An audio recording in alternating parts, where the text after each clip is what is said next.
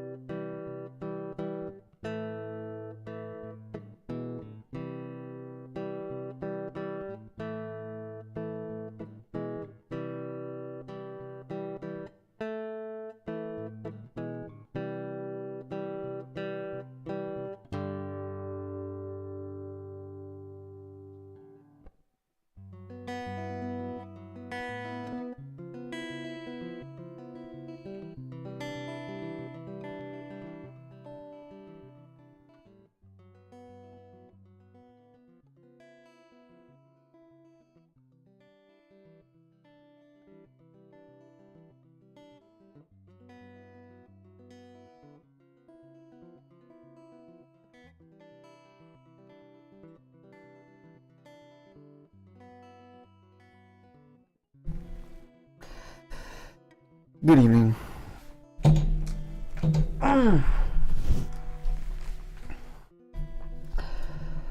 Welcome back.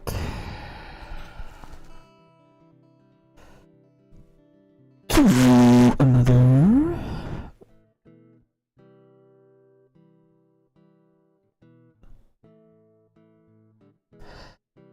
fantastic Friday night broadcast, the late night, date night stage fright. Cage fight.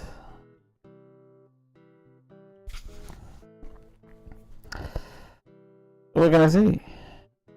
We're back again with a brand new friend. I had a good little break from the streams. I took a little trip to see a friend. He has long COVID. Which is just extremely fucked up. He was a high-end bartender at one of the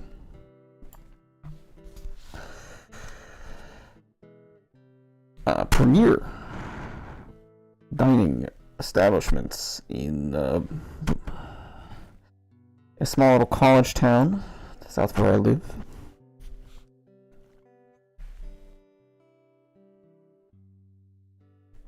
It is a dining establishment that's been frequented by the Dalai Lama. I mean, it's Bloomington, Indiana. I live in Indiana. And the Dalai Lama's brother actually lives in Bloomington too. Bloomington is home to one of the... well, not one of the first Buddhist temple established in the United States. And, oh,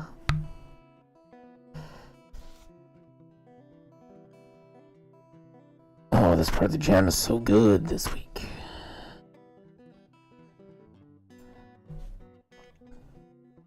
And the restaurant he worked at is one of Dalai Lama's favorite spots in the world. He stopped by there basically every time he was in town, which was not often. Busy guy, but... you know, my friends told me about when he came in and ordered off menu, which, rude, but also, yeah, of course, they made the Dalai Lama exactly what he asked for. No shit, they did. So, Dalai Lama, rude customer, but honestly, well, it's fine. You know, when you've transcended all earthly desires, I think, honestly, menus are kind of sacrilegious. I mean, that menu... kind of racist, not gonna lie.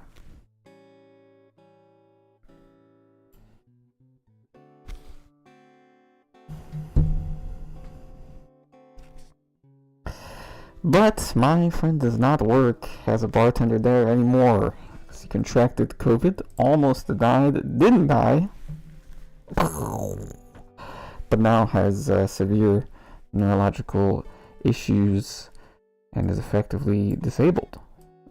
Hopefully, going forward, there'll be treatments for these issues, but who knows? There certainly aren't any yet. It's not been very long since long COVID hit the streets. So, what are you gonna do? So I wanted to see him. He's been sort of homebound, home-ridden. And that sucks. He's a pretty outgoing, gregarious guy, knows a lot of people, has a lot of friends. He and his wife just moved into a new place. And, they have, it's a new place that they got hooked up with a friend of his. My hood. Give me one moment. A friend of his is like some kind of Navy guy. Got shipped out to, it's like a contractor, but basically got shipped out to Hawaii and owned a house, or rather had the mortgage for a house in town. And since he was leaving town, he was like, well, I have this mortgage, so I don't know.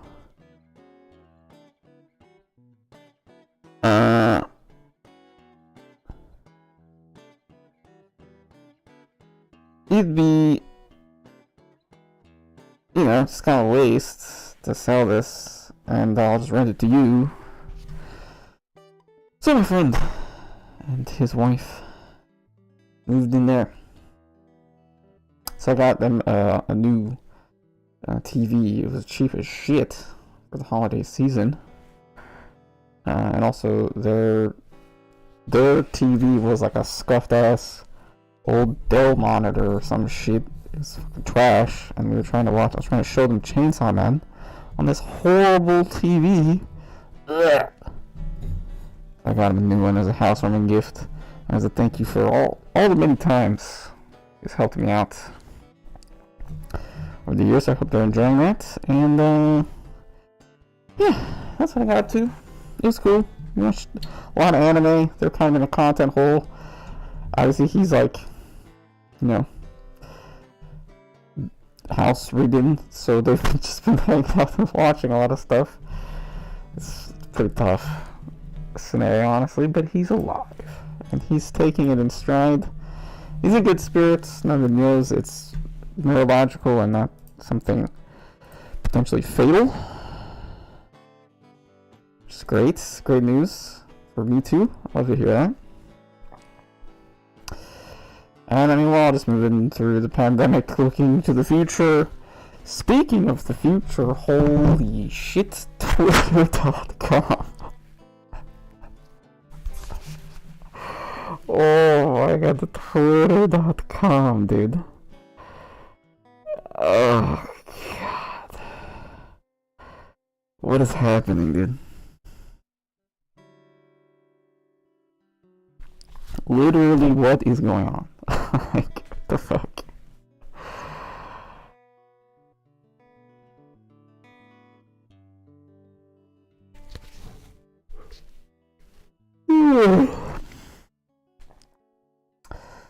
Elon on Twitter, he's running into the ground. He's a fucking idiot, dude. He's just so stupid. Who do you think he is, man? It's just whack as fuck. And this is how these platforms go down. I mean, it's happened to other platforms before. It happened to Tumblr. Tumblr was popping off back in the day, and then got bought out and stripped down, and all the policies changed. Usually, though, these things go the other way. Everyone's having fun on their weird little, like, freak platform, which is not that big. And they're posting, like, insane stuff. And it's not making any money because the posts are too freaky. Like, like with Tumblr with all the porn. Right, there's just a shitload of porn on Tumblr based. Obviously going to be a problem for advertisers. And so, normally how it goes is there's all this freak stuff on the website, right? And so, someone buys it and they change the rules. So, like, no more freak stuff, We're gonna moderate it, we're gonna ban people, we're gonna get ads on it, we're gonna monetize it, right? We're gonna fire a bunch of people. And then the site just becomes kind of shitty. There's too many ads, no porn, you can't post insane things anymore. Boo, right? We hate that. That's the normal trajectory here. But that's not what Even on some other shit, dude. He's coming in and he's just breaking it. He's just like, fuck this. What is that? He's just like, everyone who makes this thing work, get the fuck out of here. You moderate anything, go away. Because like Twitter had this nice little zone of moderation where you could kind of tiptoe around and say weird stuff, but you couldn't like cross some lines that were pretty sensible. You know, it makes sense. There's some stuff you can't say. And there's some things that people didn't like misgendering, being like wrong or whatever. You're like, ugh, I don't like that. But, you know, there's a point where what you're doing is just harassment, so then it's just harassment, so you get banned. Well, obviously, if you mess up a gender one time, and someone's like, I don't like that, you don't have to fucking delete the post, unless you're being a freaking weirdo harasser. You know what I mean? People don't understand. You just can't harass people on a platform. Don't do that.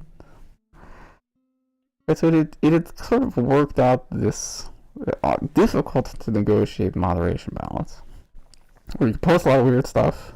You post a lot of right-wing stuff, man. You could post like real hardcore Nazi stuff as long as you weren't like harassing people with it. Which people did all the time. And it pissed a lot of people off. They were like, why can they post Nazi stuff? That's crazy. But like, you know, free speech, da da da da. There's an argument to be made, etc., etc. I don't agree. I think the Nazi stuff should just be straight banned, but whatever. I don't run the platform, and it's a more complicated issue. It's an extremely complicated issue. Not a simple thing. The free speech issue. You know, Elon Musk seems determined to just. The thing is, he's not even. He literally came in as like, I'm the free speech absolutist, and is just not doing that. I don't know what he's doing. He was like courting all these right-wing people, being like, I'm gonna unban Donald Trump. Hadn't done that. I'm gonna, you know, he did unban Libs of TikTok, which is crazy because that's literally just a harassment account. He unbanned Battle on B, which I think is fine because who cares about fucking Battle on B? Fucking stupid loser website. Their account is back. Okay, who cares? Libs of TikTok is a little worse because that's just there's an insane freak who posts really dangerous stuff a lot, clearly problematic things. You know, like advocating for IRL harassment stuff. Like, you can't post that, dude. We banned some of them, and then they were like, are you gonna ban other people? That's not, are you gonna unban Alex Jones? He was like, hell no. Alex Jones is insane. He's stupid. And everyone was like, what the fuck? You gotta ban him. No. You don't have to unban Alex Jones, actually. And he's not going to. And, great. And he's probably gonna unban Trump. I don't think Trump's gonna come back, though. That's the thing. That's why I think he's, like, not done it yet. Because he's probably talked to Trump. And Trump's been like, yeah, dude, I have Truth Social now. My banger platform where everyone just says I'm the best all the time. Why the hell would I go back to Twitter where people call me racist every day? Screw that. I'm chilling over here. Trump loves echo chambers. Hassan Parker makes a good point about conservative platforms and how they work and why they don't go anywhere. It's because most conservatives want to own the libs. They want to annoy people with their takes. You know, they like it when they post like something like, you know, slavery was good, and then everyone goes, "Oh no, you can't say that." That's what they want to do, right? Trump doesn't want to do that. Trump doesn't care. Yeah, Trump just wants everyone to go, "You're so cool. You're so cool. You're so cool. You're so cool." He just wants to hear people tell him he's the coolest. He doesn't want to hear anyone say anything bad about anything he's ever done. So, like, he's chilling. Why would he come back to Twitter? Twitter sucks from his perspective. I want him back because his posts are deranged. But he lives in a different, warped version of reality. That's why his posts are so good. Because his mind is just bizarro. So the posts, they just flow freely. But he doesn't want that. He just wants to post away on True Social and have everyone go, "Good job. Good job, big guy." So I don't think he's gonna come back. He says he wouldn't come back before. And like, Trump weirdly does what he says. Like, he sort of lies about facts of situations, but most of the time when he says he's gonna do something, it like happens. And then he'll just lie about what happened.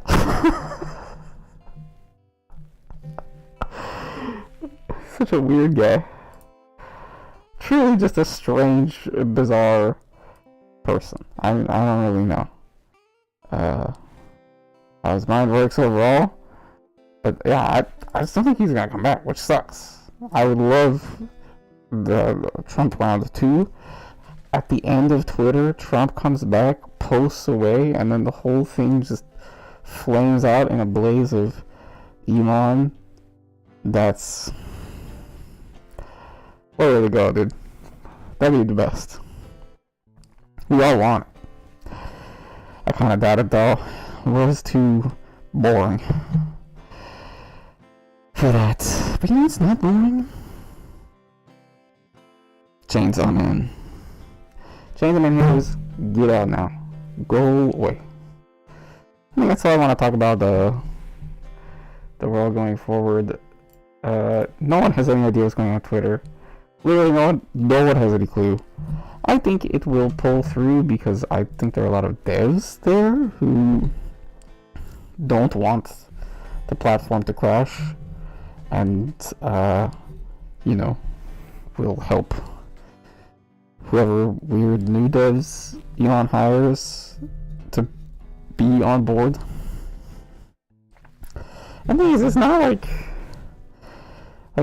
Elon just says that all the old devs were like lib, Democrats, and they're probably Democrats. Sure, they're in California, but it's not like they're leftists, and it's not like they were going after right wingers.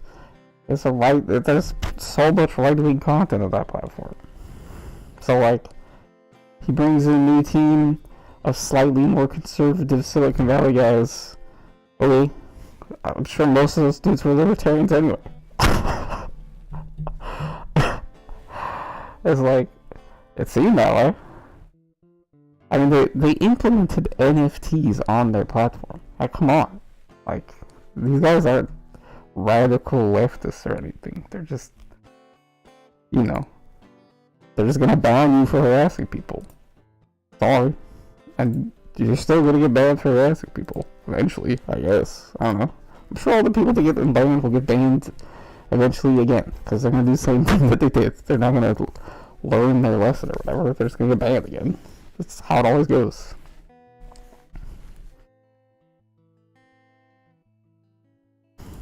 Anyway, that's enough Twitter talk.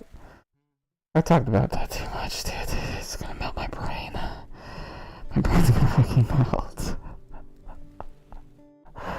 Let's talk Himeno. The main topic for tonight. Let me get my base text up. Base text? Oh, no, that's the other base text. Here, let me do a little bit of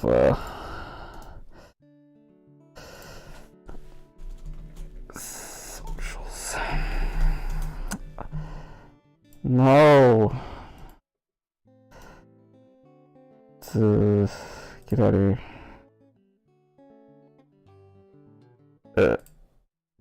So I'm doing a little OBS stuff. Should have done this before the stream. Oh my god, dude. Socials T. Okay, fuck it. Alright, base text. It's time.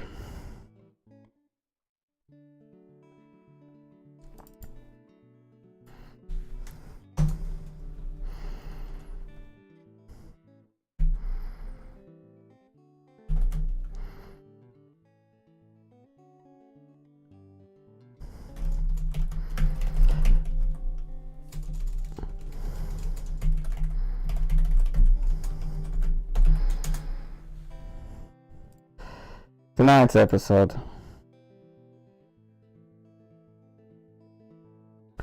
Constructing Himeno.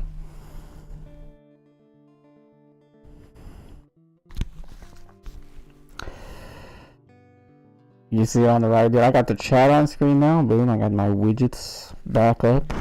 You can chat away and see yourself appear if you're in there. Dude, Sushi was in here earlier, just fucking left. Stupid Zoomers. Can't concentrate on something for more than 20 minutes. Just there for like 4 minutes. Hyping up the stream. Instantly left. Probably scroll on Instagram Reels or something. Shit. Sushi. Whatever. I'm sure she might come back. Constructing Himeno. That's the name of the game tonight. We're going to look at how Himeno is constructed as a character. Honestly, I'm gonna be real. This isn't. I'm not a Himeno hater. She is, within the world of Chainsaw Man, one of the least developed characters. That's what I'll say. We don't know much about her. We don't learn a whole lot about her. We get tidbits of her relationship with Aki, but really she is sort of related to this story in that way, which can sometimes be like a red flag for misogynistic storytelling. Himeno kind of fits in there, but yeah, the rest of the cast does not really. So it's just a Himeno thing.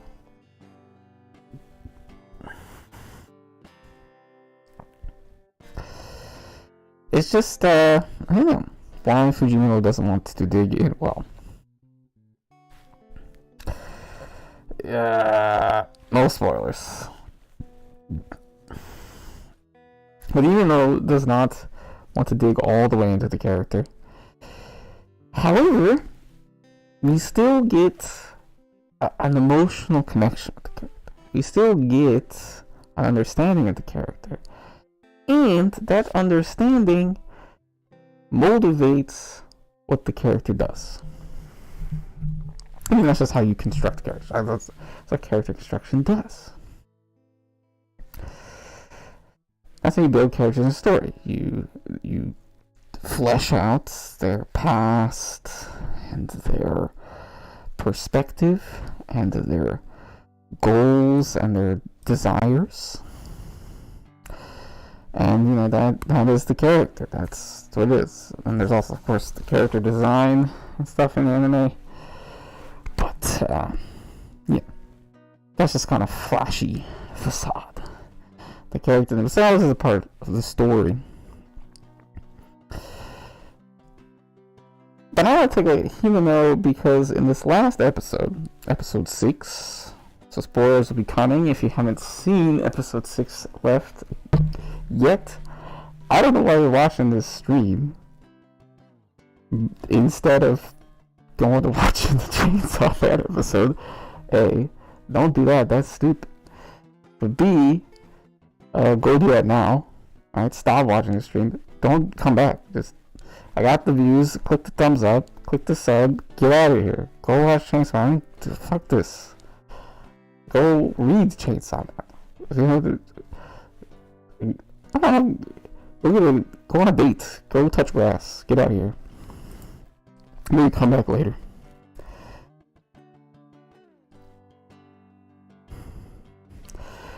But in episode 6, Himeno, we get more of her relationship with Aki backstory fleshed out, and then that informs her actions later on in the story. And this is something that is a hallmark of shonen storytelling in general. But Fujimoto in particular is very tight with this. He does it really fast. He can hook you in to a character's story in just a handful of pages, in just one sequence. He can just bring it all together. And he does it in a way that is extremely compelling. His characters are renowned, They're like a highlight of the series, of all of his works. The characters, the relationships between the characters are just extremely well done.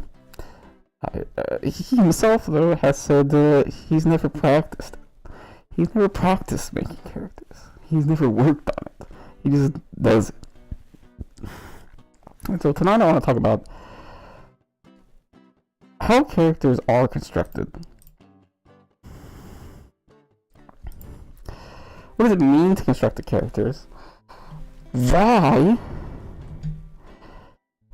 different authors can have such different modes of character construction, and how that fits into, how that reflects the author's vision of human nature.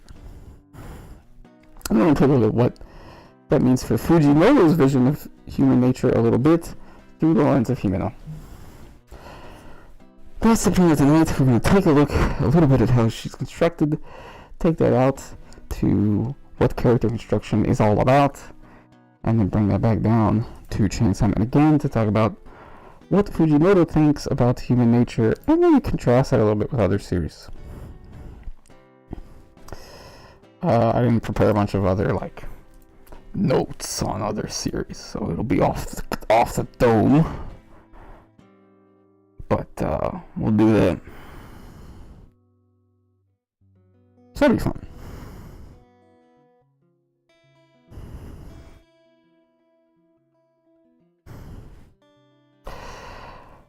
Alright, let's get into it. I'm gonna need a little bit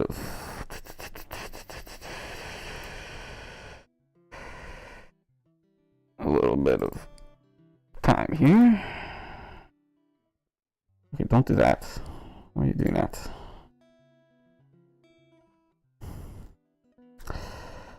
Alright, so to start with, I want to look at a little bit of the sequence from the last episode. Episode 6 of Chainsaw Man. For those of you who are watching later on in the future. Episode 6 of Chainsaw Man. Episode 5 of this series. Lame. Totally lame.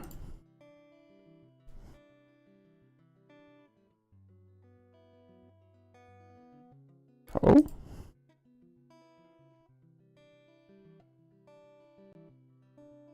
Why? Why no show? Okay, whatever, all I'm doing.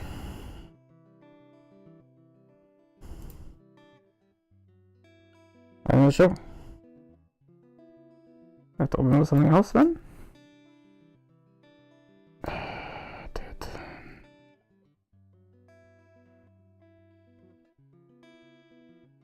With paint? That's so fucking scuffed. Whatever.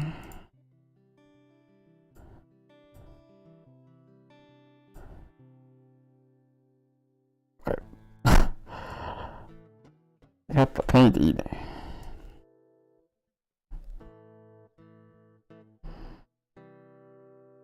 Alright, so we're gonna take a look at a sequence of these here.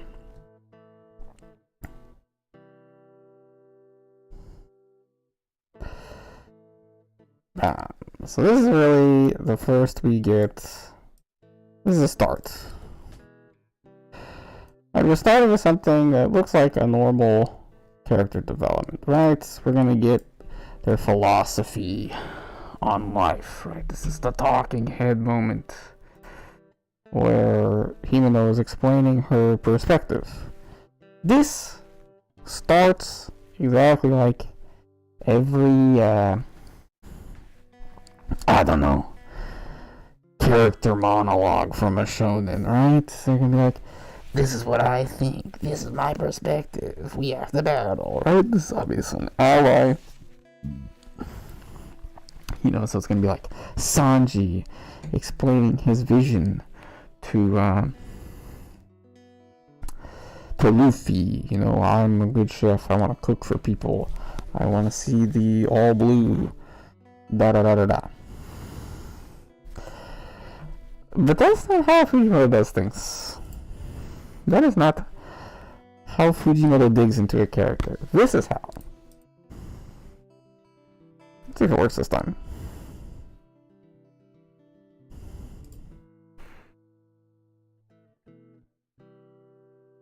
Nope.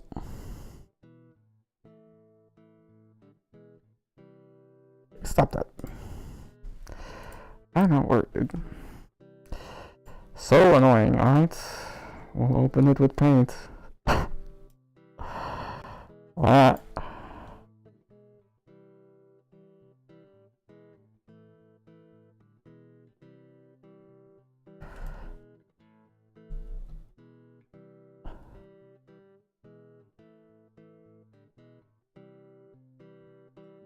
That's the next in the sequence here. You got the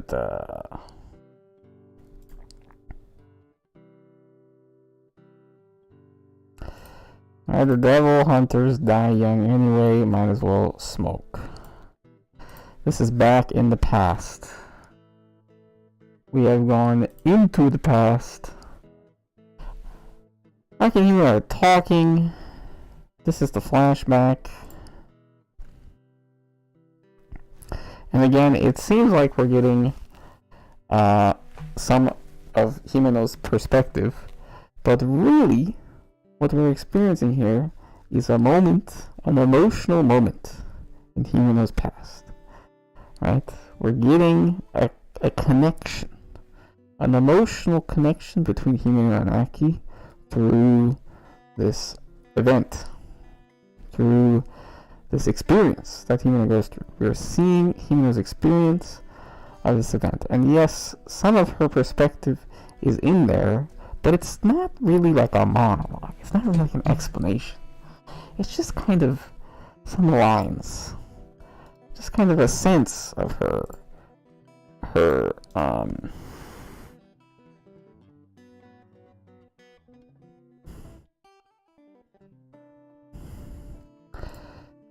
just kind of a sense of her perspective. But more so, we're getting her experience.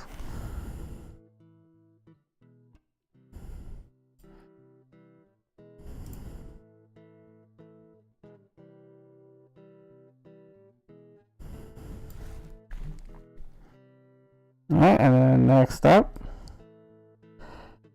boom, and I mean, this is really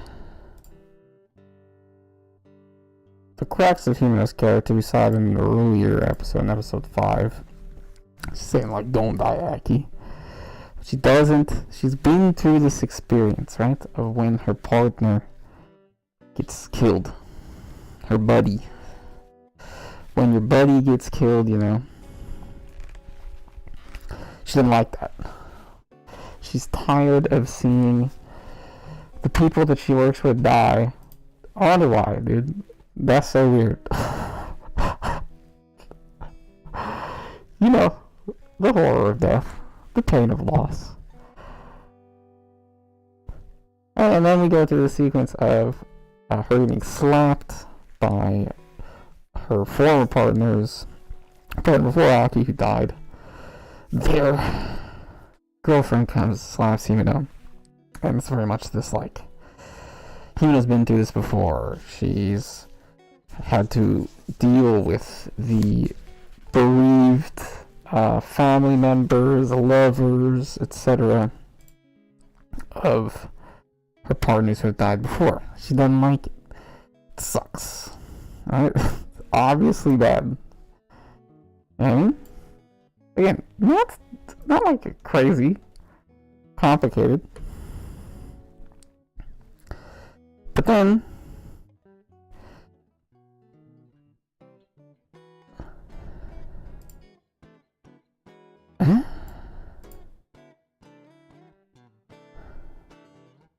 what the heck, dude?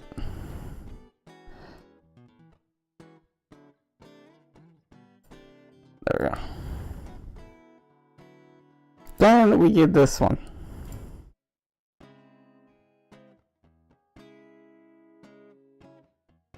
I got too much stuff going on screen. And Aki goes over and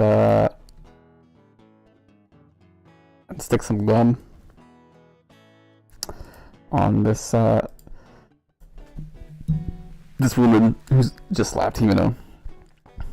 And there's some fun, and Aki says some weird stuff, some goofy stuff, some very Fujimoto stuff, you know, that's such a Fujimoto moment. Aki's just such a, he's a super duper hot guy when his mouth is shut, and then when he talks, he's just a goob, which is total Fujimoto move.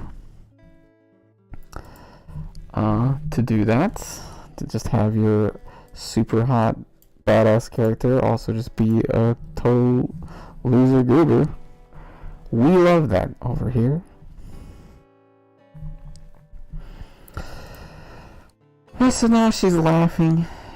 She was in pain. Now there's laughter. Now there's joy. That's great.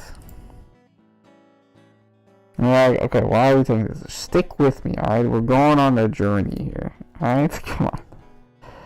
Boom.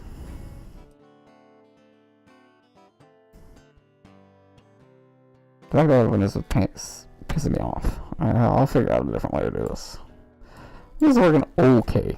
Get over there, dude.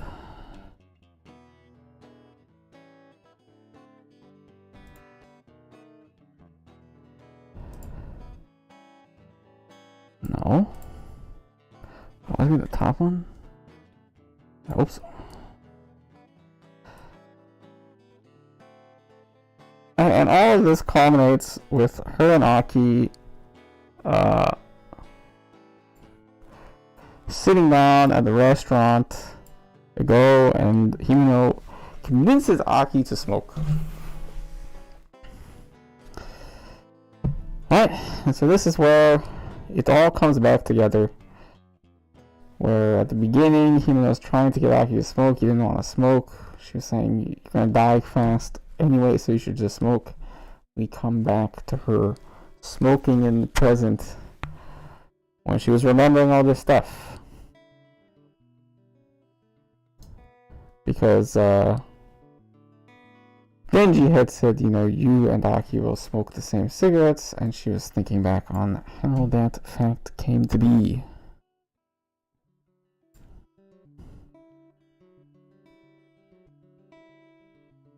Okay, why does it do that? Oh, because I'm doing this. Duh.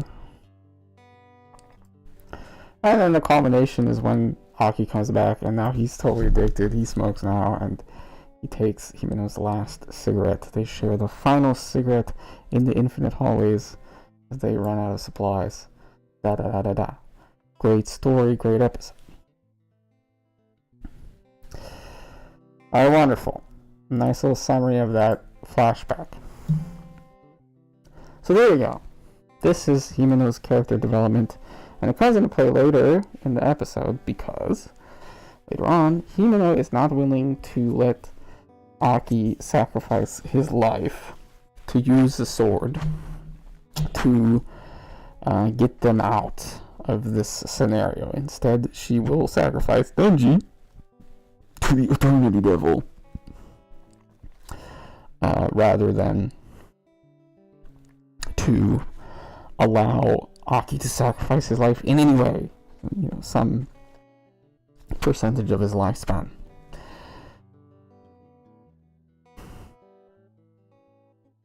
And he says no, because she wants Aki to survive. And we see elements of her motivation in this backstory.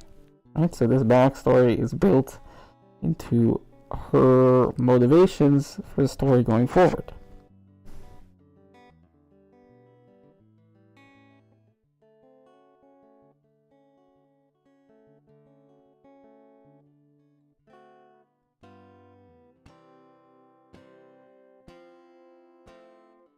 And this is a structure of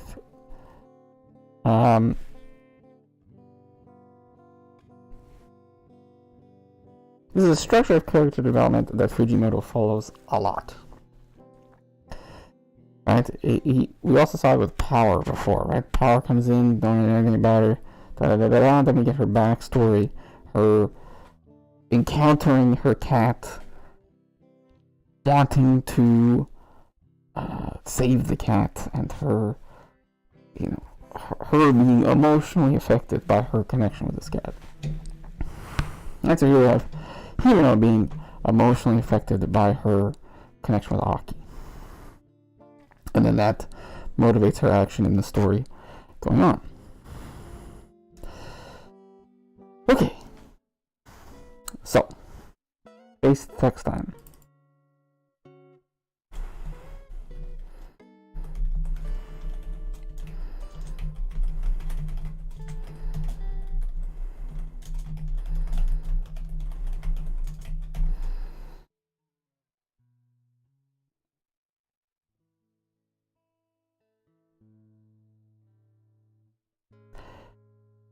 Fujimoto's characters are built from an emotional core. And you might say, oh no, that's, of course they are, dude, that's just how characters are. No, they're not, alright? For example, characters in One Piece, which I love, by the way, you can see Sanji up there right above me, that's a real cell from the East Blue arc. Boom, the good old days. Right? One Piece characters are built from a goal. Right? They're fundamentally built around dreams. That is the core of characters in One Piece. Characters in One Piece are motivated by a core goal.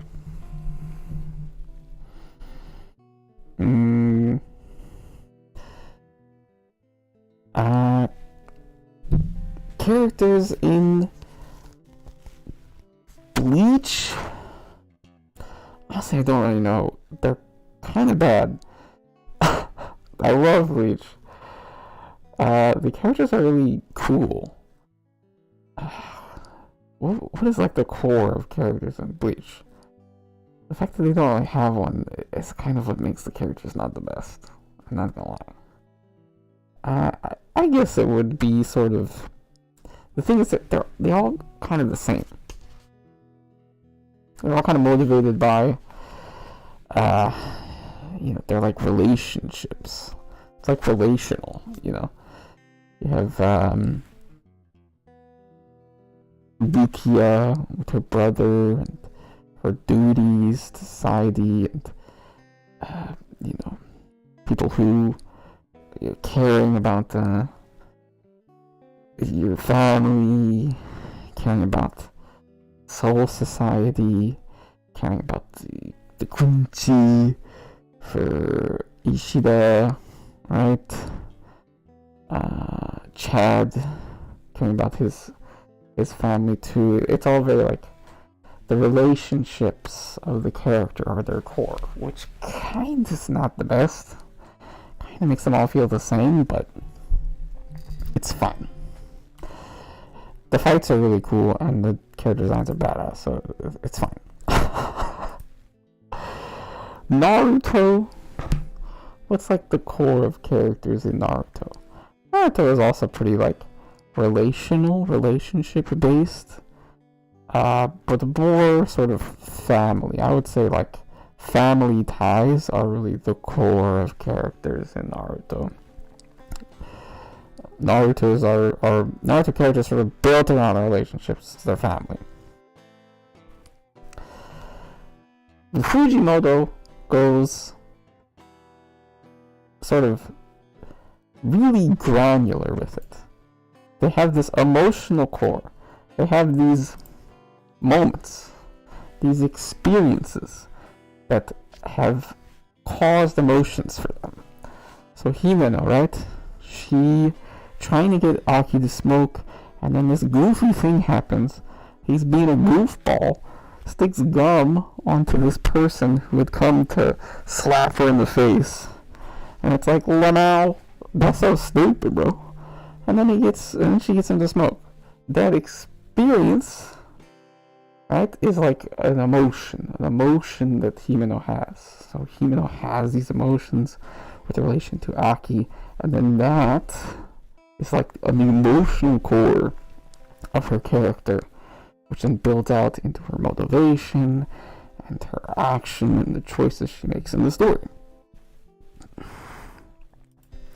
And it's the same with Denji, right? Denji is always built around this certain emotion that he's having. There's like a goal, yes, but the goal is always tied to this. He just wants something. He just has this emotional drive. You know, he's lonely, so he wants to get with a girl. He's hungry, so he wants to eat bread. You know what I mean? It's not like a big goal like in One Piece or Naruto or something like that. It's just his emotions. It's his emotional core that is driving him forward in the story. Power has this emotional core of her attachment to her cat and hating humans, right?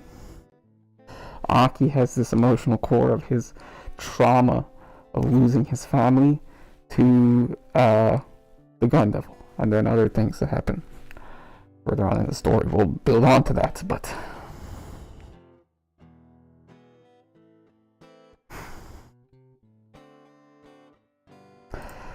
right. Looking at Himeno's character construction in the story, this is what we see. This is what Fujimoto does. This is how he builds his characters. He takes an experience in their past, uses that to establish an emotion they have felt, an emotion that drives them, an emotional experience that they've had, and then from that emotional core, he builds out their choices and decisions and the complexity of all the story, and then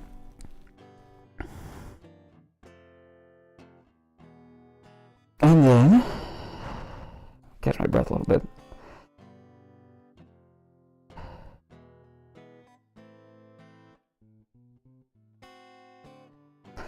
And then the development of the story is through the interactions of the characters and things from there. So that's how I'm going to take my first break, probably my only break here. I'm going to take the mask off. It's a little tough to put it back on. Get some water.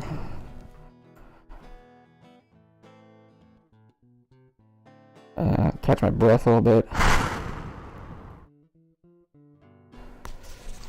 I'm kind of suffocating myself with the setup tonight, but you know what? Fuck it, dude. For the stream.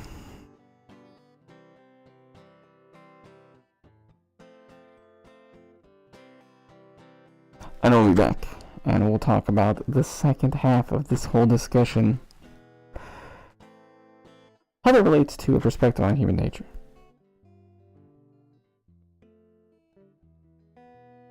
Be back soon.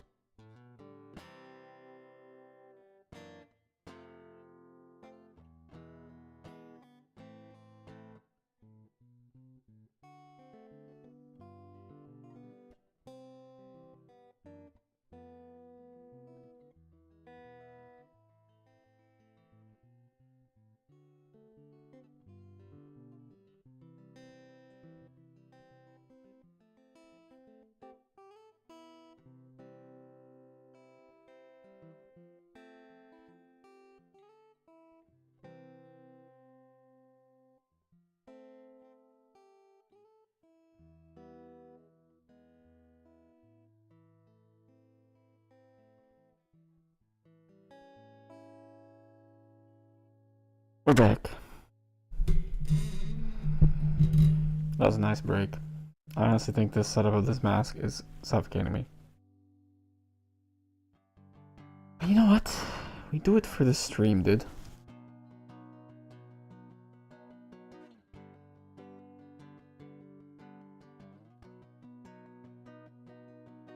No wonder Ghostface doesn't talk so much.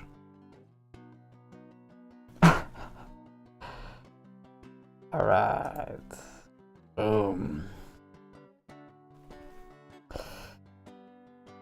That's a part 2.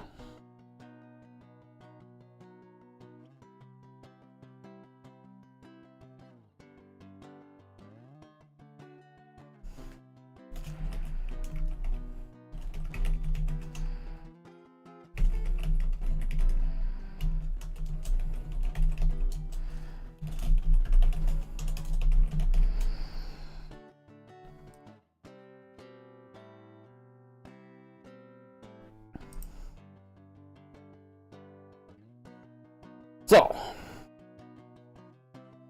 we look at Himeno. We see how she's constructed through this flashback and the emotion she has there. We see how Fujimoto builds his characters out from this emotional core of their experience, which then informs their future behavior. Wow. That's how he builds characters. But when you build characters, you are building symbolic versions of people. And you're crafting an individual. You're making up a guy, as it is called on Twitter. And character building is making up a guy. And as everybody knows from social media, whenever you make up a guy, somebody else, whenever you make... Okay, I gotta do this, dude. I'm literally suffocating. Oxygen. You have to get it. Whenever you make up a guy, you are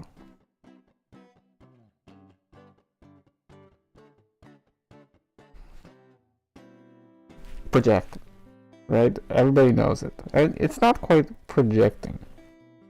It's not quite saying, everybody else is like me, although some people don't have a whole lot of imagination, so it is just that. But what it really is you are presenting your understanding of the generalized other, as it is called in sociology. And it's your understanding what other people are like. You are like this, right? For you, you have all this rich inner life, right? So what are you like? Well, there's a lot to that. But what are other people like? Well, that's easy. Yeah. Of course. That's not actually easy. Oh. What's going on here? There we go. It's not actually easy. Of course. But we all like to think that it is. And when you are character creating for a story, you kind of have to make it easy. It can't be too...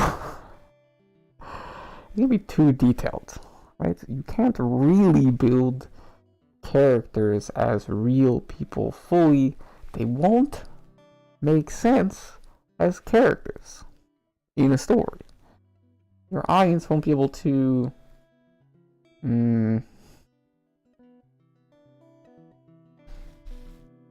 conceive of them symbolically. It'll get too weird. Real people are really weird. And confusing. And as supportive as supportive as I am of challenging artwork and stuff that's not necessarily easy to consume, stuff that makes you think as you read this stuff, that forces you to build a more rich relationship with the work you're interacting with.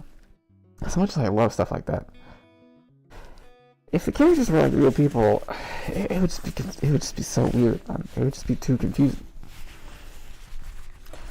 You just can't really do that. They just have to be symbolic in some way.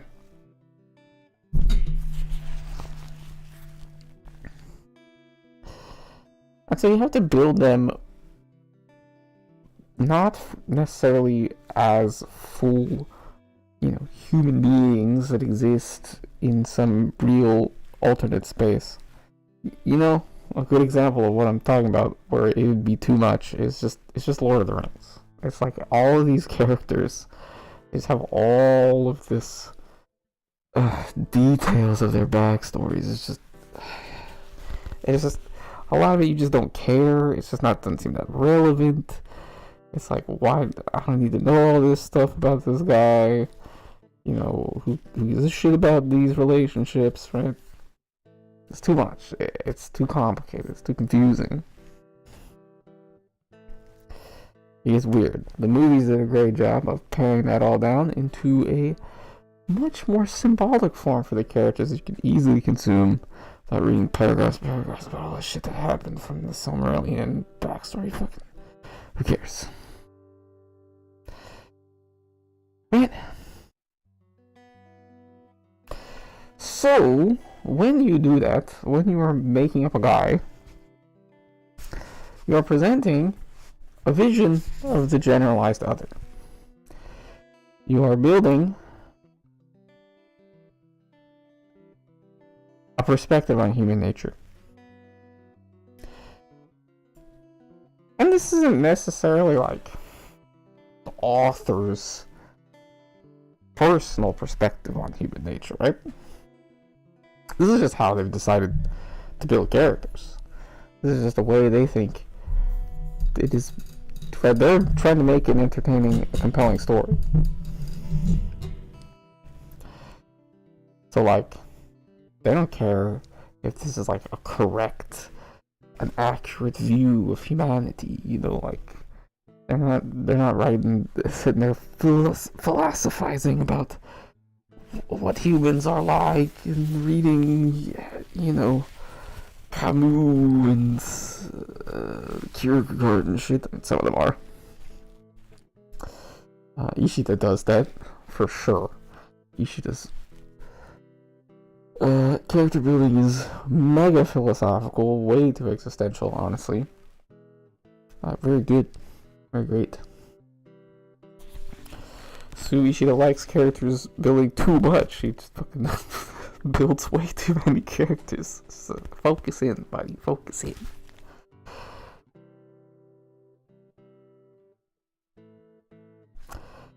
Right, so it's not necessarily that this is what the author thinks people are like. Probably if you asked them personally what they thought of humans, of people, some of them might give you something in line with their character building, but some people might give you something completely different, because character building is in service of storytelling. It's not like unnecessarily a philosophical statement. It can be, of course, because it is a statement on human nature,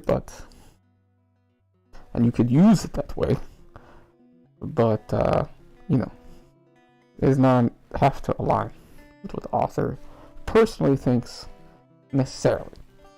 They're just using it to tell a story.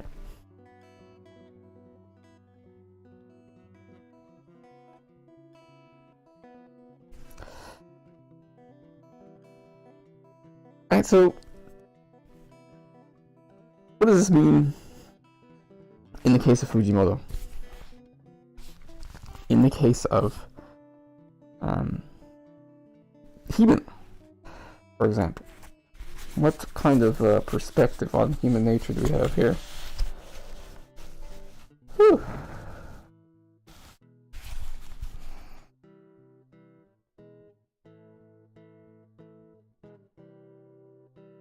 Well,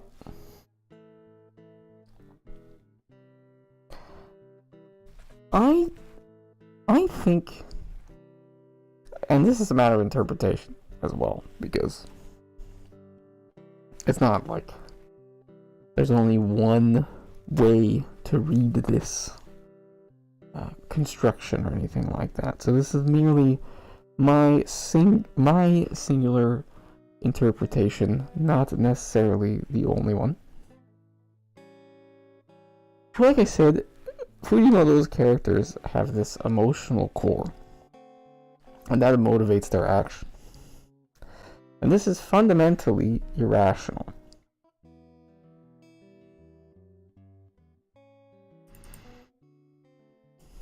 So,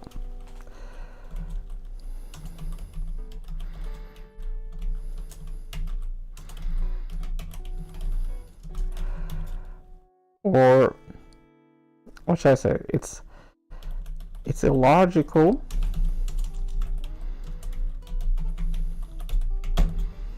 but rational.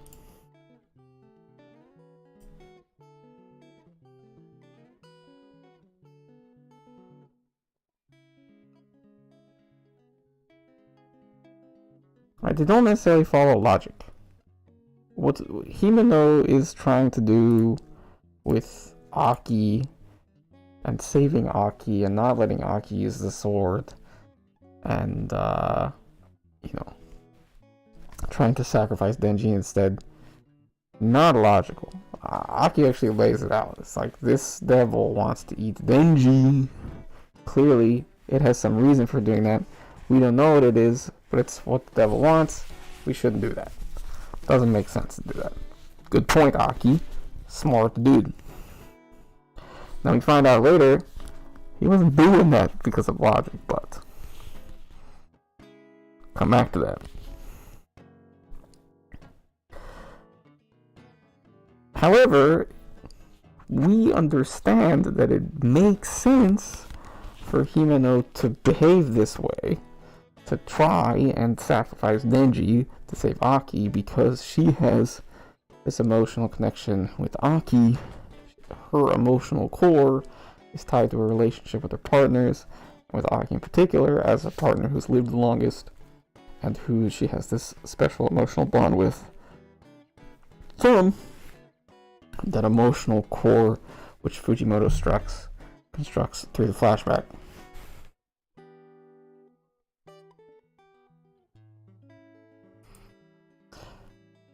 And so the idea would be that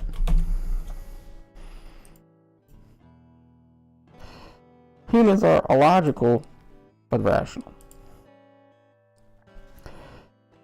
People don't necessarily do the right thing. They do the best thing.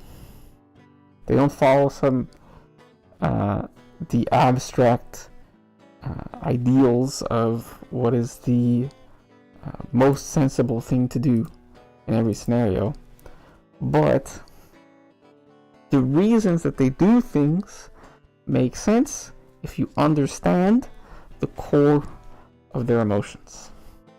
If you know what they've experienced, if you know their lived experience and the emotions that lived experience has caused, then the irrational thing, the illogical things they do can be understood as rational because of the emotional core they have.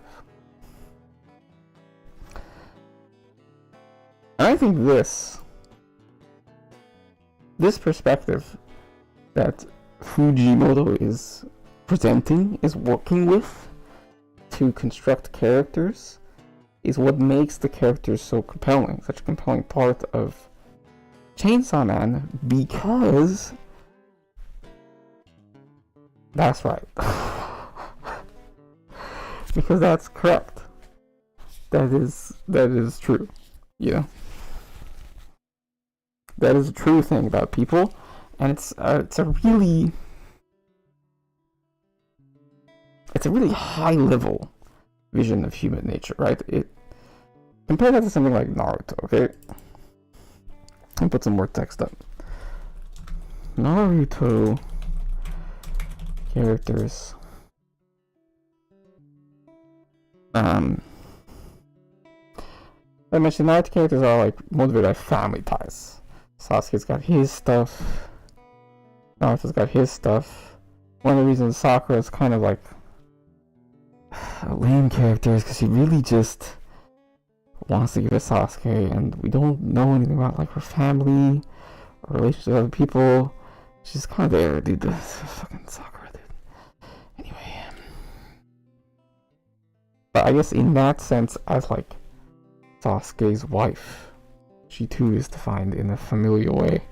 It's not really fucking kind of misogynistic and dumb one. Now the characters.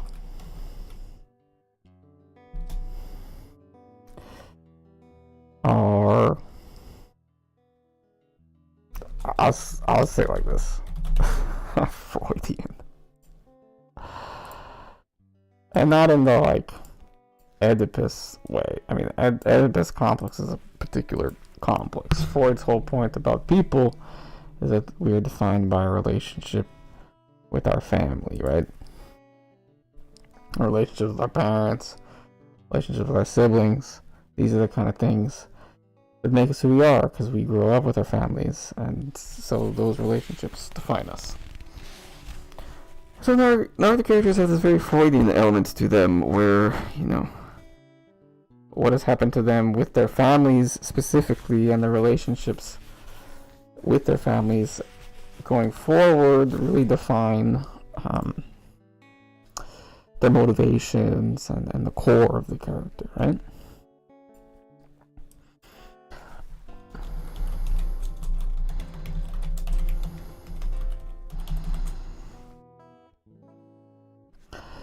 And so,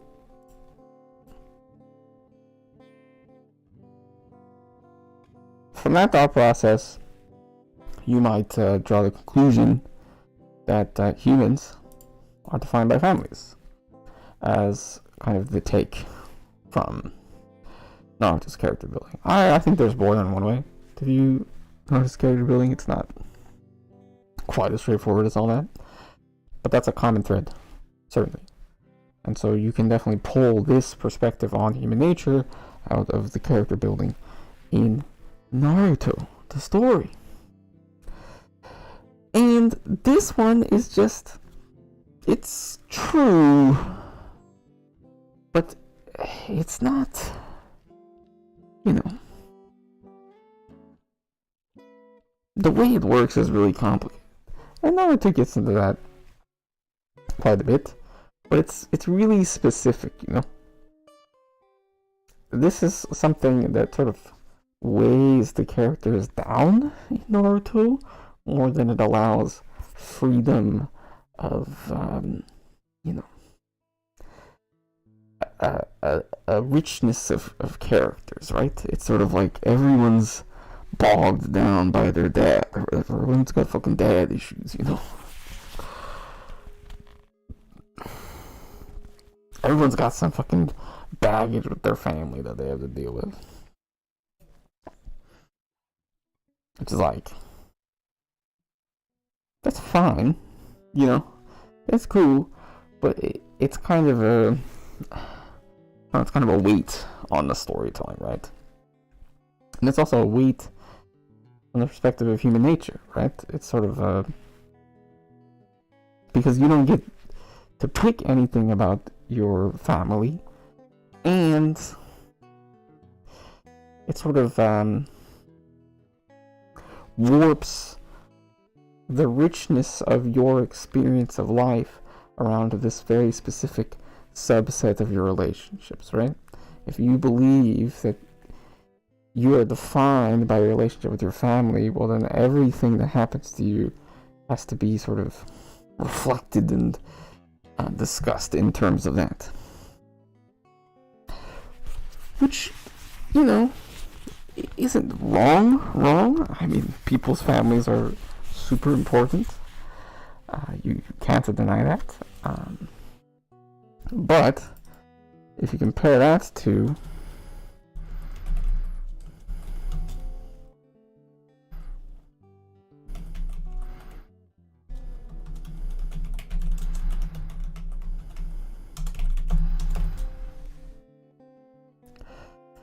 You compare Fujimoto's, or the statement on human nature I pulled out of Fujimoto's character building. This one's a much broader, right? This can fit family relationships like it does with Aki, but it can also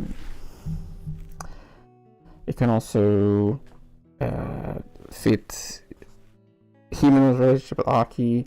It can fit friendship. It can fit Denji's experience with the Yakuza. It can fit Power's relationship with her cat. It can fit all these kind of like weird characters that aren't necessarily human but still have these meaningful emotional experiences. It sort of allows a bigger range of how you can build a character, what that character's story can be built around, what the emotional core of that character can be, rather than necessarily having to be a familiar relationship, which might be more sort of accurate to the specifics of human psychology, but again feels more like baggage than kind of the freewheeling creative character building that Fujimoto gets to do because of this perspective, this sort of higher level perspective that he's bringing. Now Bleach and Naruto are really similar. It's all like family, friend stuff. One Piece.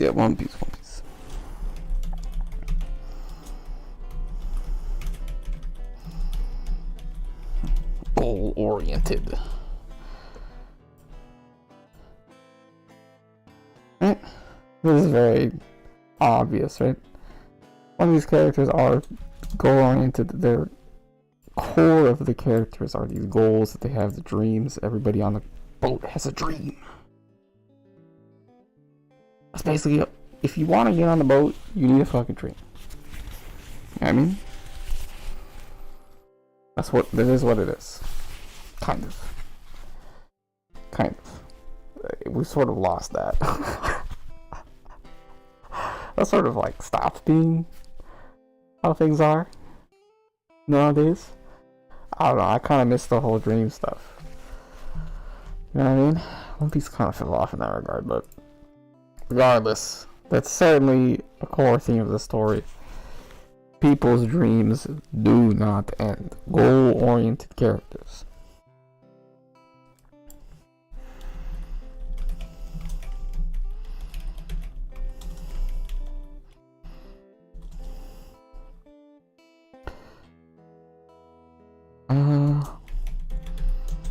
I mean, and this is an obvious one. Humans are driven by dreams. People's dreams do not end. This is a great abstraction of One Piece's character building into a perspective on human nature. Humans are driven by dreams. Which, again, that's a good one. I think that is something that has made One Piece very compelling. Not necessarily the characters themselves. The characters themselves can be a little one-dimensional because they're so just goal-oriented, right? They tend to have like some quirks, particular jokes, a little meme about the character, you know. Nami likes money. And the backstories are really good. The backstories are really, really good. Right? But the backstories aren't like the core of the character. You know, the backstories build up this core. They explain the goal. Right? Nami wants to draw a world map because of her childhood love of navigation and drawing maps and all this kind of stuff, right? And her backstory builds all that up, and it establishes her dream. And then she is driven by that dream, by that goal, not necessarily by the backstory itself. The backstory builds the dream is the driving force. So, having characters that are that just sort of built around a goal can sort of flatten them in a certain way. But that also sort of gives Oda leeway to have like 10 billion characters in a story, right? Because he doesn't need to necessarily make all of the emotions fit together like Fujimoto does. He can just have everybody sort of pointed in a direction, and as long as everything, makes sense in that regard, it's all good.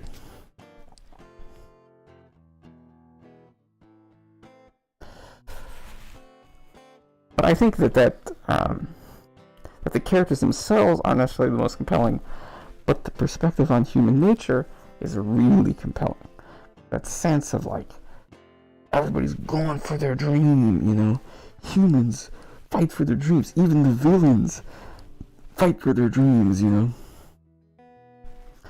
Like, that is some fire. It's very inspiring, It's pumped up. You want to do that. You want that shit. We love that.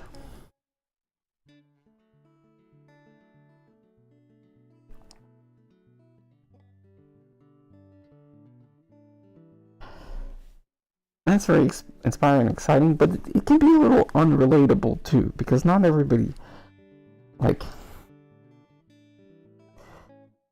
it's an exciting take on human nature, but it's not like that accurate.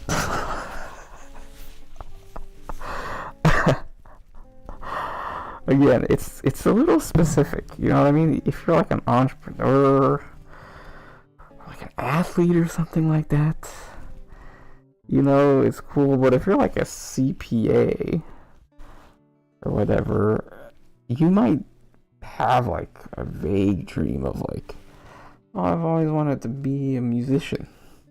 But like, you're not really driven by it. That'd be cool. You know what I mean? You're not necessarily that motivated by your dream. You just kind of have it, and it's kind of nice, which is fine. And many people in this world live lives like that their whole life. And it's not like necessarily a tragic or sad thing to have a dream that you aren't that motivated by, and that you just sort of enjoy in a casual way. So this one, super duper hype perspective here from Oda. Boom, popping it off. We love it. I love it. It's very motivating. It helps you get that fire in your soul to get through the day.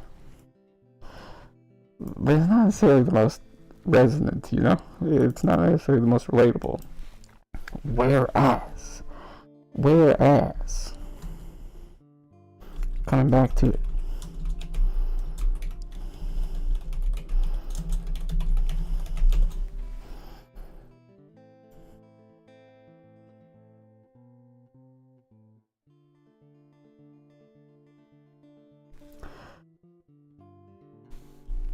let me put it this way, Speed.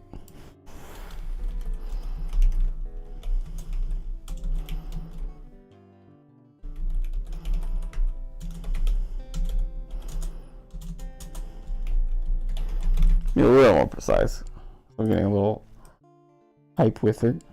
Whereas this kind of thing that Fujimoto was talking about, where you don't necessarily, do the right thing because you're motivated by that emotional experience. But what you do makes sense based on your emotions. That just hits so hard to how life is. You're just,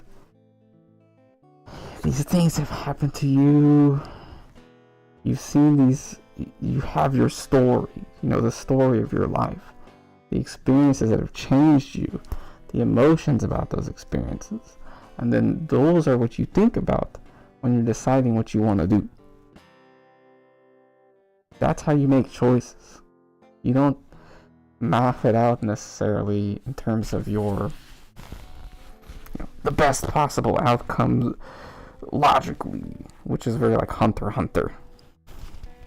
Or you don't necessarily always think about what your family wants and needs, which is so like Naruto or whatever. Bleach, it's like, I gotta do it for my friends. It's like, I don't think of my friends that much. I love all my friends. I love my family, but it's not like when I'm like, what do I want to do for my career? I'm like, dude, let me think about my dad real quick. It's like, no, not necessarily. I think about all sorts of things. And, you know, yeah, you have like a goal sometimes, but sometimes you don't. Sometimes you're just kind of freely living life, trying to survive. And in those moments, you're just thinking back to the emotions of the past. What has happened to you, you know, past relationships you've had, experiences with your family, right? This kind of stuff.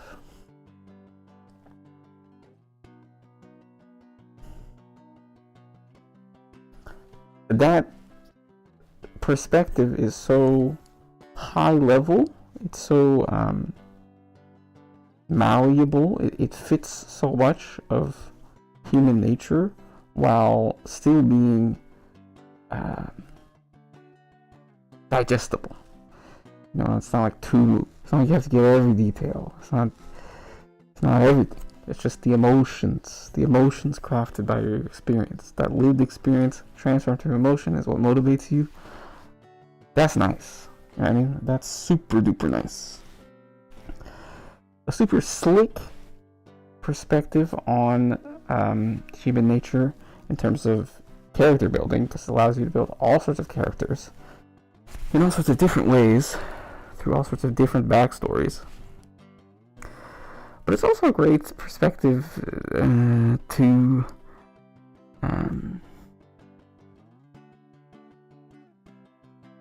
on other people, for how to approach understanding other human beings. And because it works so well, that makes the character building of Chainsaw Man extremely compelling, because this is an effective way to understand other people. So when it is presented to you in terms of a story, you can understand the characters well, and then their choices and motivations and things make sense as far as they go, right? As far as the story fits together and makes sense, which honestly sometimes doesn't. I'm gonna get a little loose in there, but at least why the characters are doing what they're doing fits together in a compelling way. Doesn't always make the most sense, but sure, that'll come later on. Right now it's all good.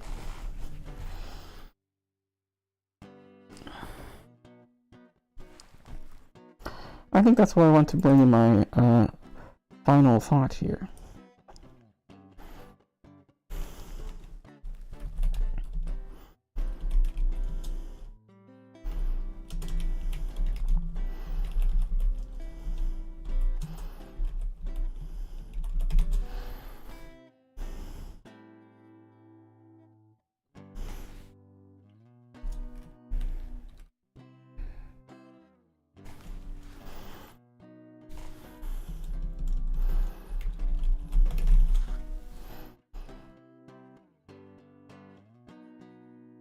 Final thoughts.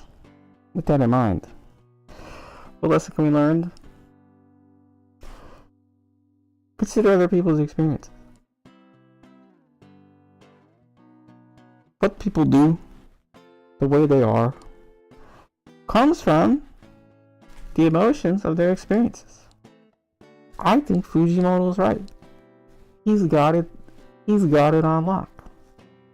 He is working with a correct perspective on human nature, which is why the characters that he makes are so good.